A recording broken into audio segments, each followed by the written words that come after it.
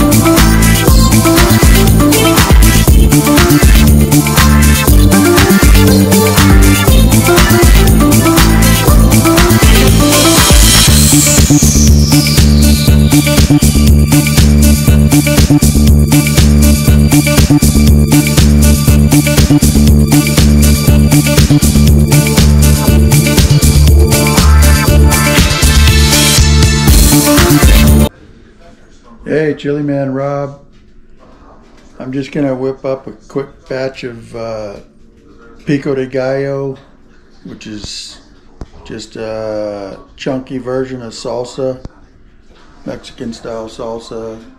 It's got tomatoes, onions, some hot chilies, cilantro, and I got extra red peppers I want to use, the bell peppers, so I'm going to use some of those, and a little bit of garlic. And this should only take about 15 minutes. So here we go.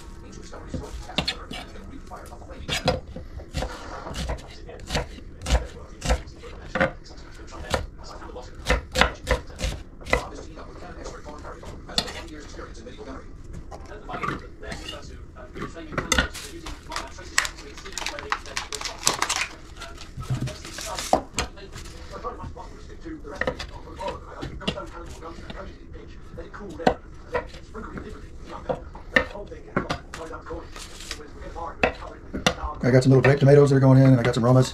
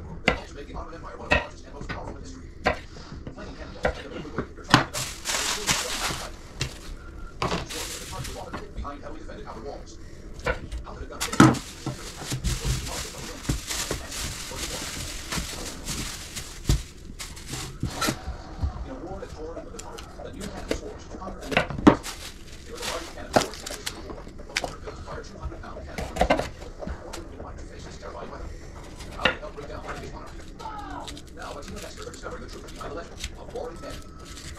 In the middle of the 17th century, the English monarch hung in the balance. King Charles I was out of touch with the expectations and beliefs of his subjects. Charles I knew things, but first he was a different kind of king from many of his subjects. He loved ceremony, beauty, hierarchy, stuff, cathedrals, bishops, steady mass, music, whereas often he wasn't preaching to people. And he also didn't believe in communicating with subjects. He really thought they should obey him, who had their best interests at heart. In 1642, civil war broke out between forces loyal to the king and the parliament. The king's forces gradually began to lose ground. By May of 1646, only a few royalist strongholds survived.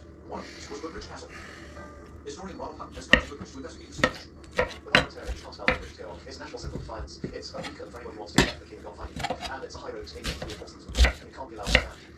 Inside the castle, Sir Henry Bingham, a village royalist, rolled out a garrison of 200 men. Outside his walls, the parliamentary army, led by Colonel John Birch, prepared to attack. Those who wanted to take up the castle and start out, and the others to smash a hole in it. But both very difficult. Really against having his highway to the outside. He's got lights left inside. And we the hard nut to crack. The only way the end to get through it is to smash it up. And that takes an awful lot of power. But Goodrich's outer walls were too solid to be demolished by him. Never know what. 16th century bonfires. It's difficult because they're not hard to take. Only way to break down the castle would be to destroy it from within. The only way to get his castles to snow out. But that's enough enough by making all shells split the roof. And then shells take out the wall until castles hollow out. To do this, Birch ordered the castle in the morning. Designed to fire shells high enough that they cleared the outer defenses of the castle.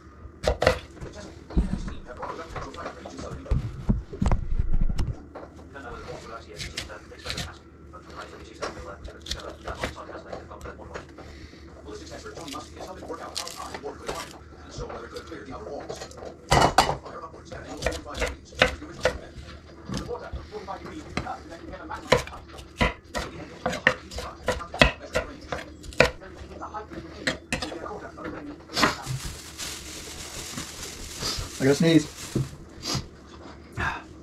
Excuse me. Okay.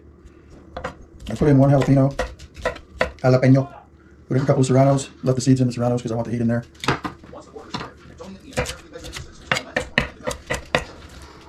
Half a red bell pepper. One small yellow onion. About a dozen of those grape tomatoes. Oops. 3 Romas.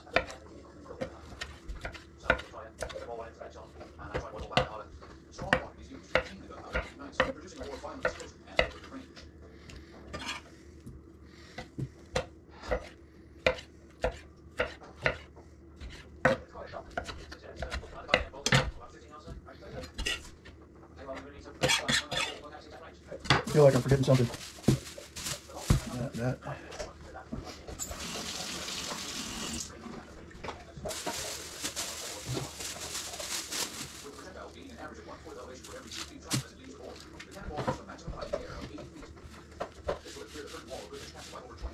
This is just a real basic salsa recipe. Anybody can make. All this stuff's available at the grocery year round. I got extra green onions, which I don't usually put in, but I'm going to put them in this time.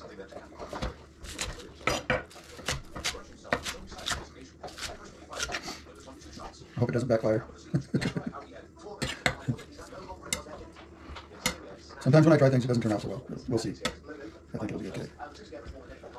And I'm saving all of my scraps from my veggies. I'm going to make some broth out of it because I'm on a low-carb diet. And I'm making broth out of chicken bones and stuff like that. Just put all your produce scraps in there. Okay, let's see what we got here. We'll put the lid on this.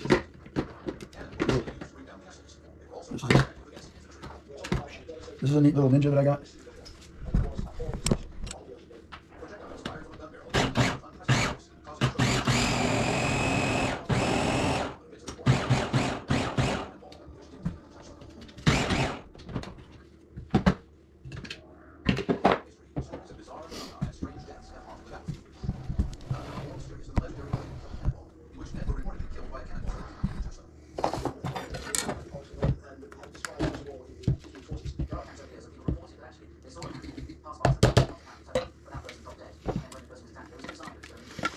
I'm going to put some garlic in it, but I don't have any fresh garlic.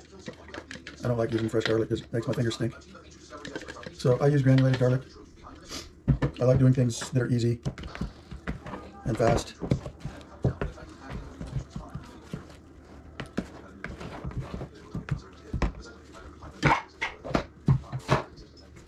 Okay.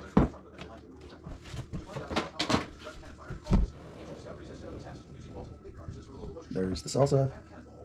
There's a big piece of chili.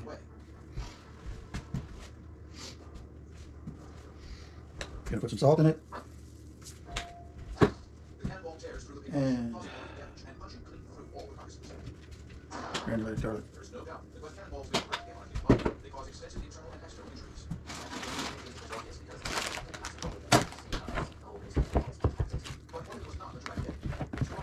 Putting the salt in there will make some of the liquid come out, make it a little bit more juicy. Looks pretty good. I'm going to try it with a chip. Should use the plain chips, but I got these lightly seasoned ones. They're pretty good. I'm going to try it.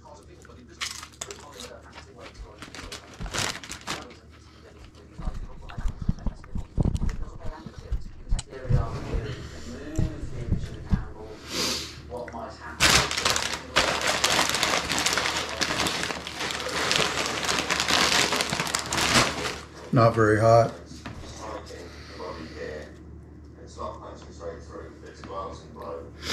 Probably need more chilies.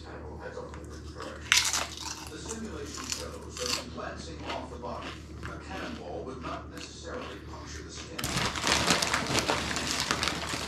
Instead, Rob thinks would have caused an injury known today as blunt. What you doing, buddy?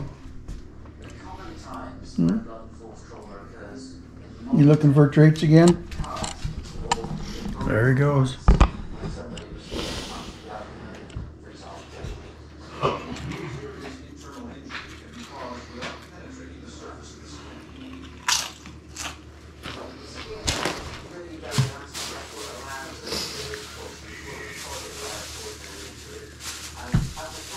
It's got real good flavor, but it's not very hot.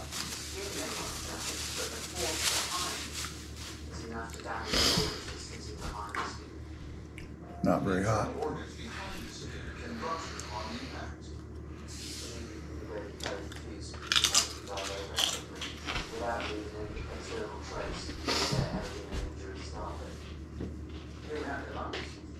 A sudden jolt to the upper chest could be fatal. Okay, well, I'm going to cheat a little bit. I'm going to put a little bit of this cayenne in there for some heat.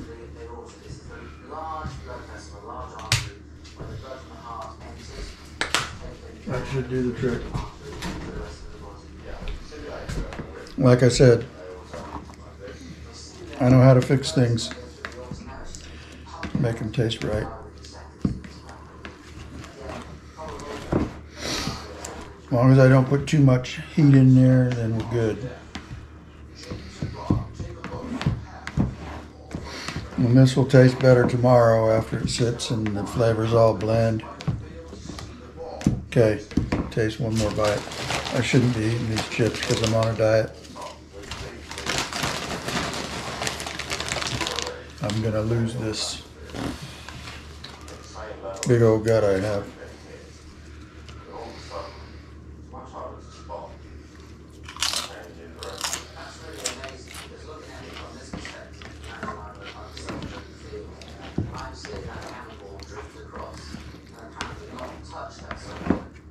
Ooh, that's really salty. I hope that was just that chip. I think what we're seeing here is a very good explanation for the ring of the cannonball. Ancient discoveries have shown that it is possible for a cannonball to have bounced off the body, causing an invisible... There we go.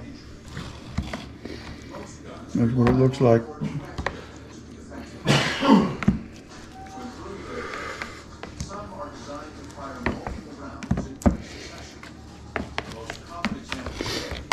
That's how easy that is. That's about it for this video.